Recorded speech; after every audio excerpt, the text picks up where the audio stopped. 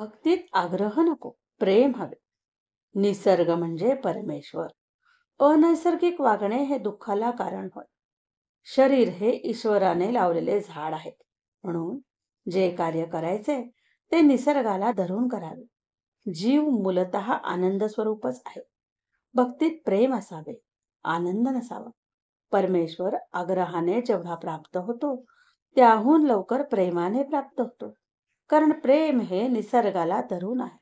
म्हणून सद्गुरू प्रत्येकाला त्याच्या वृत्तीनुसार स्वभावानुसार साधना देतात. एखादी गोष्ट निसर्गतः बरोबर आहे की नाही हे पाहायचे असल्यास त्याची साधी कसोटी आहे. तोपर्यंत आनंद मिळतो तोपर्यंत करावे. आग्रही भूमिका नसावी. ज्या क्षणी आनंद नाहीसा होईल त्या क्षणी थांबावे. भक्तीची बैठक नैसर्गिक आहे. भक्तीची बैठक नसल्याने बुद्धिमान माणसे सुखी होत नाहीत किंवा भक्ती नसल्याने आचारात कर्मठपणा येतो. कोणताही मार्ग स्वीकारा, कोणत्याही गुरुकडे जा, पण आनंद मिळवा. आनंद प्रेमाने मिळतो, आग्रहाने नाही मिळत. लग्नाला एखाद्याला आग्रहाने बोलावणे व त्या माणसाला प्रेमाने यावेसे वाटणे यात फरक आहे. निसर्ग सोडला की सहजता गेली, सहजता गेली की दुःख आले. तारतम्याने निसर्गाला धरून भक्ती करावी. म्हणून शिक्षणशास्त्रात विद्यार्थ्याचा कल कोठे आहे हे लक्षात घेतले जाते.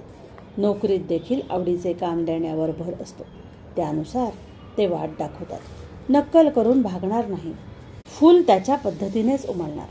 खताने पीक येते, पण कोणतेही खत कोणत्याही झाडाला चालत नाही. नारळ, आंबे, ज्वारी ह्या प्रत्येकाचे खत निराळे असते. ऊसाला जेवढे पाणी द्यायचे तेवढे पाणी ज्वारीला देऊन चालणार नाही. तळीचे खत नारळाला चालेल, ऊसाला चालणार नाही. भगवंताकडे जाणारे सर्व मार्ग श्रेष्ठ आहे. ज्याला जो रुचेल पचेल तो त्याने स्वीकारावा.